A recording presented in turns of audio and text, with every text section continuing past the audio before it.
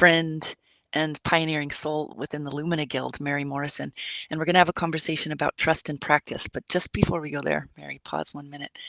When I do this with Instagram, I have to have one more step, which I just did. I hit live there. Okay. So, Mary, we were chatting right before coming on about trust and that it's um, that where words fail. Like, we can talk about trust and write about it. I've written so much about it. Um, but what does it actually look like in practice in a daily life lived as a woman, the woman of who you are, Mary, who I am? We are also imperfect. We make mistakes. We have our stuff. We have our stuff we can't see, our stuff we can see. We don't always get it right. And so, how do we navigate trust in daily practice in the body, on this game field, on this playing field? And I'm going to hand it over to you. And Mary, if there's anything that you feel like you want to say about yourself or your background that just feels satisfying for context, feel free. Sure. Jump wherever Thank you want. So trust began, for example, when you sent me an invitation to be on with you in this format. So I just want to say thank you. That this is Yeah. lovely to have the conversation live. And what I like to do is trust seems, often abstract, as we were saying before we were on air. And the way I have been practicing trust is through like almost epic failure, making decisions and ignoring the what I call the felt sensations of I need to make a choice here. So for example, like whether I'm going to hire a coach for myself and my business, or if I'm going to, eat this or that for dinner, or like all the the daily decisions that I make during the day. And because I've had a lot of practice, is noticing my physical sensations as I'm thinking about, this or that, or, usually it's not that binary, but out of all the options that in front of me for me to make a choice about, um, some of them are certainly more practiced, meaning I know, oh, yeah, I feel relaxed. I'm going to do that. That happens in a, microsecond. But the other things that are going to maybe cost me more time or more money, or I want to make a decision about a relationship, or, of Where to course, I live, exactly. big things. Yeah. So those are like, like anything though, right? It's moment by moment, Mm, noticing how my body actually feels, which I love because it's reliable. It's right. 100% reliable. And when I'm not quite sure, right? Because I've had my coaching clients go, but I'm not quite sure. Then perhaps there's some questions that need to be asked, or some clarity around the situation. Anyway, I hate to be abstract about it, but Mm, it is this. This is the foundation of trust. It's actually, I don't know, is it a practice? I think so, because I think we have been attuned, or been practicing trusting in others, which right. we do want that, but that becomes like the default, rather than being taught and it reinforced in us that we have agency. Hmm. And so when we, are way out of balance and trusting, you know, other people more than our own guidance or our own sense of sensation. I don't want to even make it too abstract, because it is a physical sensation that I trust when for example, when you presented joining the Lumina Guild, Mm, I had this sensation that I've trusted throughout my entire life, but I had wonderful teachers pointing that out. What is that So sensation? That it's it's it's kind of a, I don't know, maybe you have this with your clients or even back in your acupuncture practice. 'Cause I still have a micro acupuncture practice as well in Washington, DC, but it's kind of this, huh? Um, it's kind of a head tilt because, and you may not still see me doing it, but it's kind of like a huh, and it's kind of a breath in, slow exhale. mm, And when I know that I do that, when I do that, I know that this is for me, pay attention, pay mhm. attention. And so and then I get real curious about what is this in front of me? And then like this is happening like as I do this with different decisions, but this one in particular, so we can anchor it, is I wanted to have an anchor as the world is happening, our society, the U.S. is right, and I The needed US some is happening. grounding, and I wanted to be grounded with other humans that were looking at, yes, here we are, and what is the world we want to build together. I knew I needed that anchor. I wanted that anchor, and then is this this could be it, Mm. and and so far it's actually proven to be accurate. I would like to say I was right about your guild. Oh, right on. Now it's our guild. And now it's our guild. Mhm. Uh, So, yeah, that's do what you I mean by trust and making daily decisions. based on it. I wanna actually let me feel for something here. 'Cause there's yeah, okay. There's so many directions that we could go in relationship to trust and practice, and there's this piece that just came up as you were speaking that, which is you had I call it the call and response. So there was a call that was put out.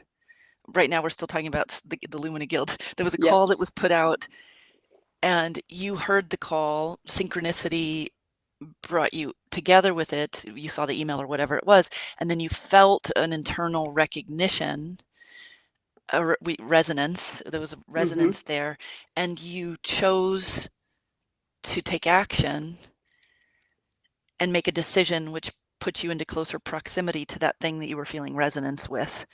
Mhm. Now, sometimes we feel this is really important actually. Sometimes we feel the resonance, we feel the call, we say yes to something, and then as we get into it, we start having some experiences that feel like they're not favorable ones, and then all of a sudden we can start questioning our original decision to, and this now I'm going to go beyond the Lumina Guild, to partner with that person, to move to Mhm. that place, to start this part of the business, to charge this amount of money, whatever it is. And the thing is, I think that that is a really unsupportive habit. And I wanted to go there for a minute with you. So, because we're talking about practice daily habits that actually help us to be the embodiment of true but flexible trust. Mhm. First with ourself, from ourself to ourself, because we can only extend out to others what we have extended Yeah. to ourself.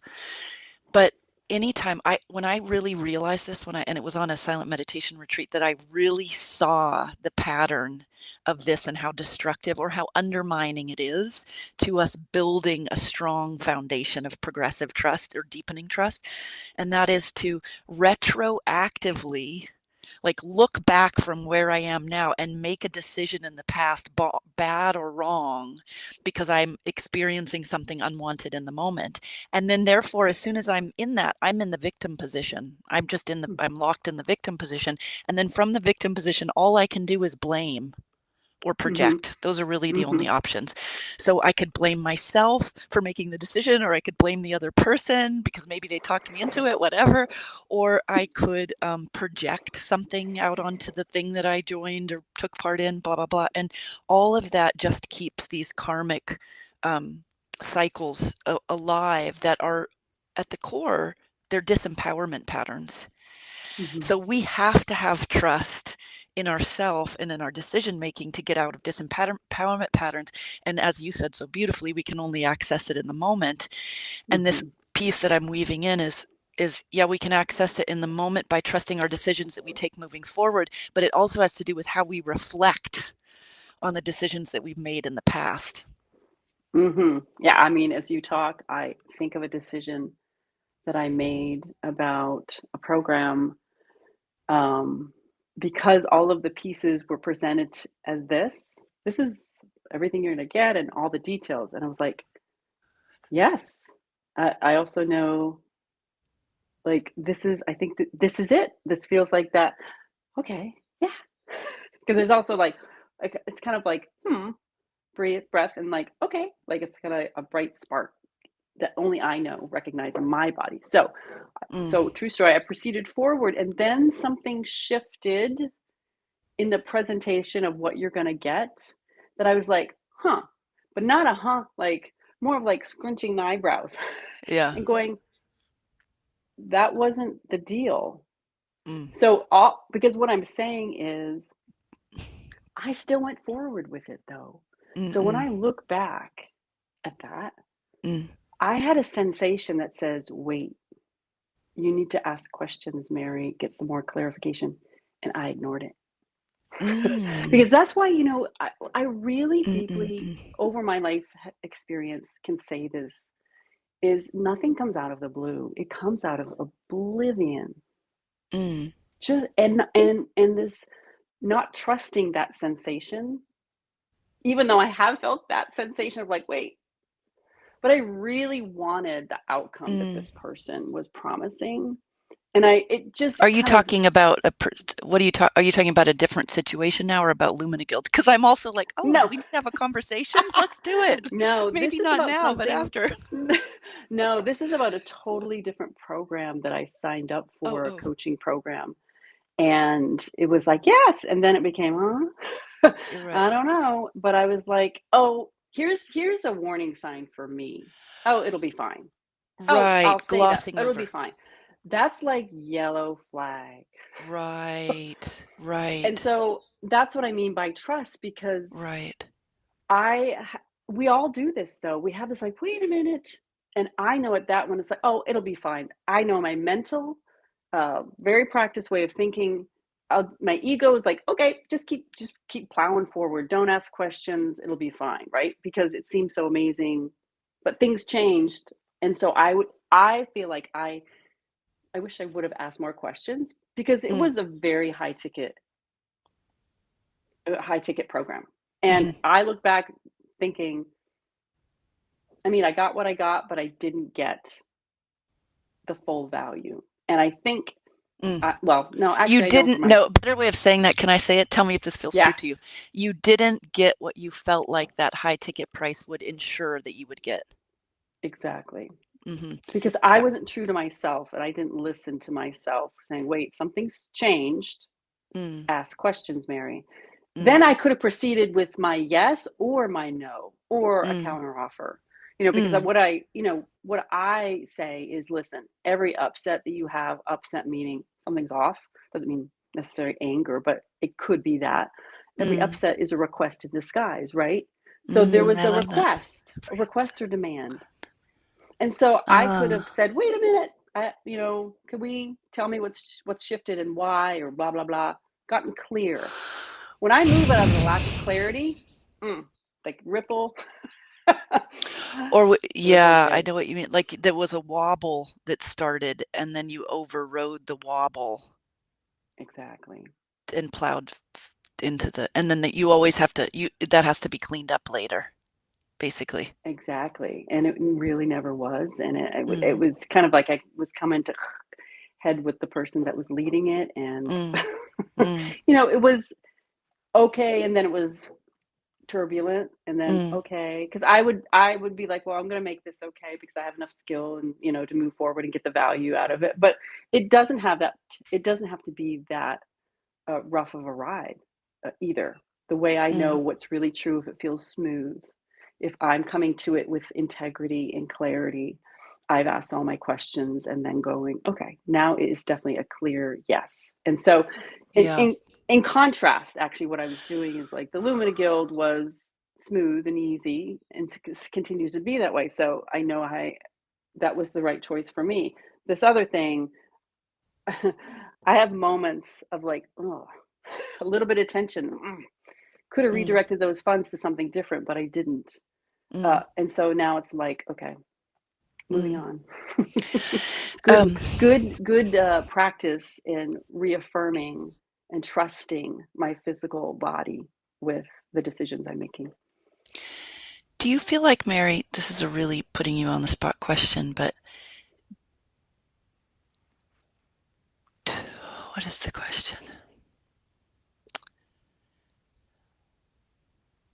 I have context first before the question, which is that I can feel, I know that you're a wise and intelligent woman because I've spent time around you. Like I feel how your intellect works and it's quite high level. I know that you've been through a lot of experience, even though I don't personally know them, because I can feel the wisdom in how you presence with yourself and Mm-hmm. other people. And do you feel like you are free from the it's the dreaded drama triangle, so the victim, victimizer, savior, how that erected itself in this example that you're giving about your decision process, and then it wasn't what you thought it was going to be. And do you feel like you are you out of that energy now, or do you still have some charge around it? And how do you navigate that in relationship to trust in the moment? Do you see? Mm. Is the question Oh there? yeah, I'm still susceptible to So it's like if you that go there, pattern. you're back in it. If you start thinking about it in that way, you're in it. Yeah, the difference is like recall, like being able to whoop, turn it around quicker because that was a long extended kind of like it wasn't the most awful experience I've had, but it was something where I'm like, oh, can't wait to get out of this program type of thing. And so what that I think 20 as I reflect, 2025 was a lot of me putting my trust in other people because a lot of my world lifetime has been like, just tell me what to do. I don't know. Like I don't like it's like I don't know what to do, which is absolutely inaccurate. Hmm. And it's a broad brush that's not true at all. And so but in like these big decisions where I see people and I really respect and admire and they seem successful in some ways that I want to be, not wholesale, financially successful. They seem really great, presenters of themselves. They seem very authentic. Like there's something about that I want.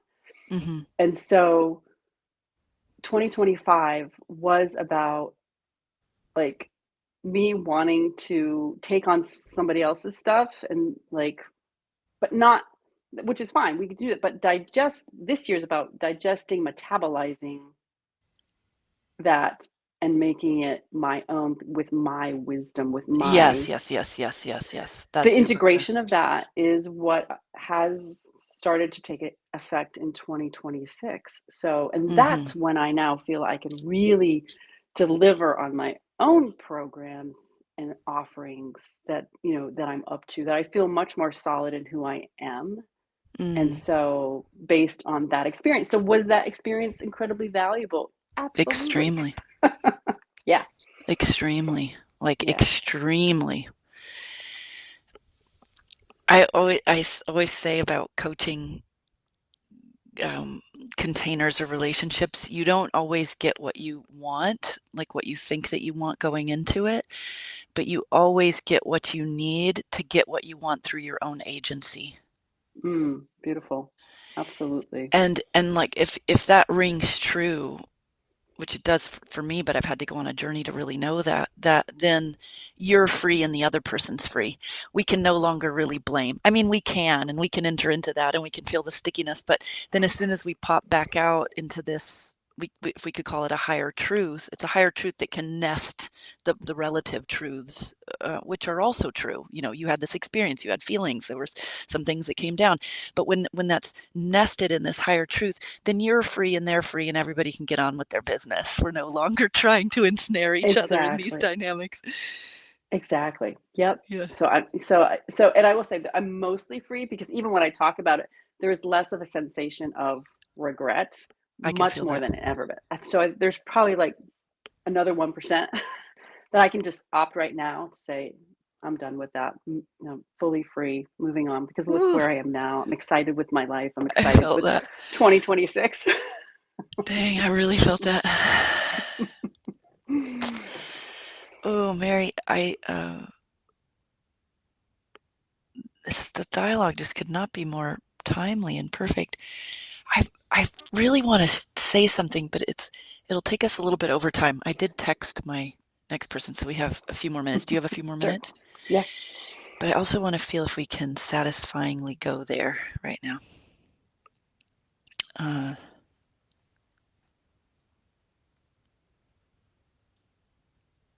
yeah, I think, Mary, what's going to happen, I'm going to let some things come out here. It's totally connected to what our conversation is, why I don't want to lose it, but I think we're going to have a part two Yeah. because I think That's what I was thinking.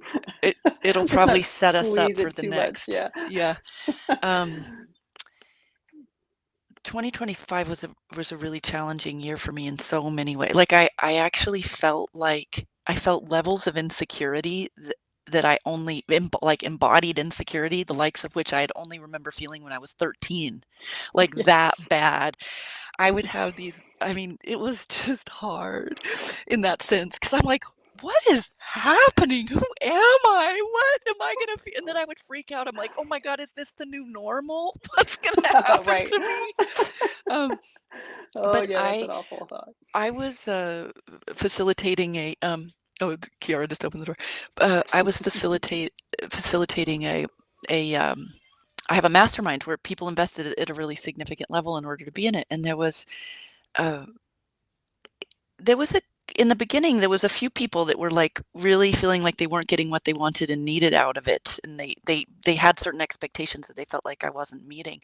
And there was one person in particular where it was really extreme and it carried out through the whole thing and actually really undermined the cohesiveness of the group.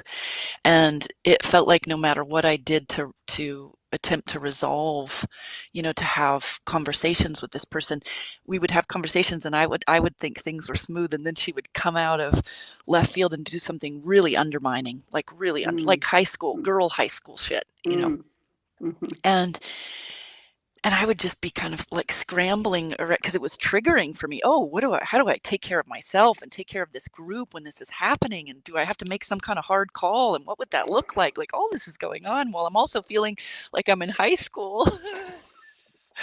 And I'm having these huge hormonal swings because probably I'm going through menopause and I'm still breastfeeding, like all that's going on, right?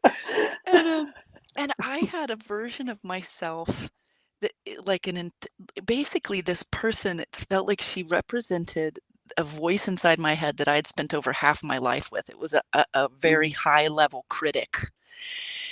And then navigating then with this critic voice going on, and I just realized how I can't do it. It's so deeply painful for me to try to navigate my life based on what other people think about what I'm doing, their approval or disapproval about what I'm doing. And so just tying it all, bringing it all into this trust piece, and also just hearing your story, I feel like I don't know if this woman in particular that I'm thinking of could speak about her experience with me in the way that you have. You have some softness around it, and there's some space. Um, but I think there's probably other people in the mastermind that had not the experience that they wanted that could probably speak about it with this spaciousness. And then from my perspective, where I was actually at and holding, even with all of the stuff that was going on, holding a hard line with, strange words to use, but I could not in integrity either promise these people one way of doing things that would guarantee their success, nor direct them into a cookie cutter thing that would promise it. I said from the very beginning, like, this is about emergent creation and understanding who you are at that emergent edge. Everything that I'm going to do is going to be to encourage you in that realm. And man, everybody freaked out, or almost everybody freaked out. Like, no, you've got to tell us what to do. No, you've got to tell us what to do. No, you've got to give us this. No, you tell us how to do a funnel. Tell us how to do marketing thing. Tell us how. And I would say, look, I have all this material that can tell you how to do most of those things. things, not all those things, but that's not where it's at. I promise you that's not where it's at. I promise you're not going to find your power there. I promise, I promise. Yes. And so I guess I just wanted to put that in there, like from the facilitator's perspective. I was experiencing part of what you expressed, and also just recognizing that that was part of this sort of like this pimple that popped itself last year, that I feel like is really connected to all the ways that we give away our power, or we Absolutely. connect, or we because when you pay higher amounts of money for something, what it does is it amplifies where you are giving away your power, because it Hmm. feels like if I pay more money, then for sure it's going to guarantee that outcome that that person is should be giving to me or Yeah. guaranteeing for me. Yes. I mean, oh my gosh. So I can so resonate with that because, and I think that it comes like there is always, I mean, I shouldn't say always, but it has been very consistent that when I have offered something, charge more money for it, and if there's any wobble in the person, I immediately go to, have I been clear? Crystal clear. And then usually there's not because I also get into this pleasing mode.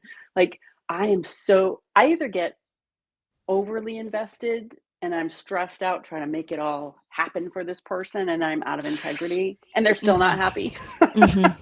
Or there's like we didn't have that clear conversation because I that my body asked me to make because if I even think, oh, should I go talk to and that usually means like, yes, go check in, go, how are you doing, how is this program, right?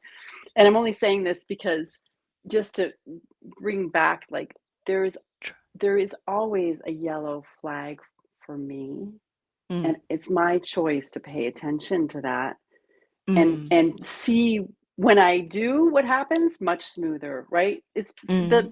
the magnitude of what they're upset with is this big rather than Mm. go it gets this big and then like they may not say anything, but I'll never hear from them again or I'll never see it from them and I've lost an opportunity. And maybe it was all for the best, right? Because I also like but I also think about in this conversation that more and more that the trusting my physical sensations to whatever's happened is the path and it is what I offer people. It's like let's really learn to trust your own guidance because it's unique to you. I can't show you all the things in the funnels and all the things unless you have some Mm. unless you have agency, unless you know that this is a participatory environment. Mhm. Like Mhm. you are training other people really to be the medicine in the world for what they're up to in the world. That's how I frame it. Mhm. And Mhm. so they have to be active, but in our culture, it's not. It's always react. It's not always, but oftentimes reactive mode. Like Mhm. I don't. Yeah, I need somebody to tell me what to do versus okay, where how can I be in partnership with you or with this group? Yeah. That's really beautiful. Okay, in our part 2, we'll pick up there, but Okay. I would love for you to share about your offering that Yes. you have Yeah. in relationship to this. So I've been working with at the intersection of leadership and well-being only because of, like you, been a continue to be a Chinese medical practitioner, but I use those principles to coach people as well as a bunch of other things. And so I have created because most of my clients were leaders of something in the clinic. So now I'm coaching with along with a partner, Marie Louise Merville, who's a MIT graduate, who's all about data and how you know you're getting better in your leadership by all these data points. So we've combined together for the 8-week program, the whole leader lab starts February 27th. So it's a coaching for professionals on that sticky situation. I want you to trust that that sticky situation is pointing to the answer. And we're going to teach you how to pay attention, get all your data sets aligned and make decisions under pressure, under like I've got to make Mm. decisions. So it is for leaders of teams, of organizations, of community organizations. If you're a professional leader of any at any level, this is a program for you. So I'm going to summarize how I understand that. You're saying that it's about uh, helping leaders to navigate challenging situations by feeling the experience of trust in their body Mhm. and then making decisions from there Yes. or connected to that, say. Yes. Okay. Yes. That is one of the fundamental components and what makes this leadership training different. Because Really cool. whatever you're going to learn is going to apply professionally for sure, the situation for sure, but it's going to ripple into other things that are also going to help you kind of turn or unstick yourself, I guess, for going with And that stick metaphor, yourself. at home with your other beloveds. I like that. Okay, Mary, how can people get information on you? And I'll also include a link. If you send me Yeah. links, I'll include it in the Okay. comments. Yeah. So, howweheal.info is my website. The workshops link Heal.info. is live. I have other programs for sure, but this is the one I'm promoting. But yeah, that's the best way to get hold of me. Check out my website.